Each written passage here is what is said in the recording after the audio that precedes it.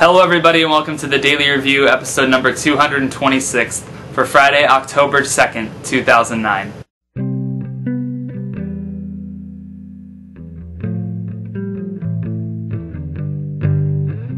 And the film I'm going to be reviewing for you guys today is the French extreme horror film Inside. This film is directed by Alexandre Bustillo and Julien Maury, I believe. It stars Beatrice Dalle and Alison Paradis. Don't hate my pronunciation. I can't even pronounce pronunciation, that's how bad I am. The film Inside basically chronicles the story of this woman named Sarah, who's 8 months pregnant, and she gets in a terrible car accident 4 months earlier. She fortunately survives, and her baby survives, and it's the eve of Christmas, or Christmas Eve. I don't know why I said the eve of Christmas. And basically this crazy woman comes to her house, known as La Femme, and she wants her baby. And she wants to take it forcibly from her right now. You get what I'm trying to say. Inside is crazy. First off, if you go into this movie expecting your standard R-rated American horror film, the French blow it out of the water. There is blood and guts and gore and just extreme things that, to probably most people that are going to see this movie, are going to be absolutely horrified and disgusted by what they're seeing. Not to say that I wasn't, but I think that Inside does one thing very effectively that not a lot of horror films do nowadays, which is actually kind of scare me. There are a lot of very creepy moments to this film. There's really subtle parts where Sarah will be like asleep on the couch, and really far off in the background you can see La Femme just like standing at the screen door, like staring in. Almost totally hidden by shadows, but you could barely see it.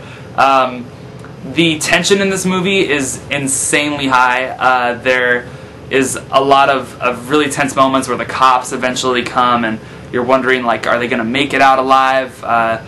Sarah basically locks herself in the bathroom early on to get away from this crazy woman, and you're always wanting her to get out, and you're not sure how it's going to play, but it's all very interesting and very horrifying.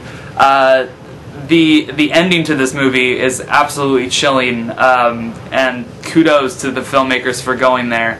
I'm not going to spoil it here, but the final shot of this movie is chilling. I think that's the only word really to describe it. I don't think there's any American-based horror flicks out there that would have the balls to do this, and that's probably the one word I would describe about Inside, is that these filmmakers have balls and they have the guts to, pardon the pun, to make this horror film that's just so over-the-top violent and brutal, but it's effective, I think, at what it's trying to do. I don't think it's just violence for violence sake, like a Hostel or a Saw or anything like that. But be warned, it is brutal. I'm not just saying that because to say it. It's very brutal violence, and there's a lot of people that are probably going to be turned off by it.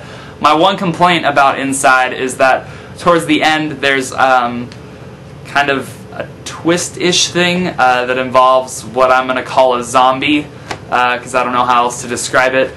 It's very out of left field and it's very random, and I understand what the filmmakers are trying to achieve with it and how they're trying to make the character growth from this, but it's just very random, and it just doesn't fit with how the movie is going. But aside from that spoiler, Inside is great. If you are a horror movie buff, you will probably eat it up.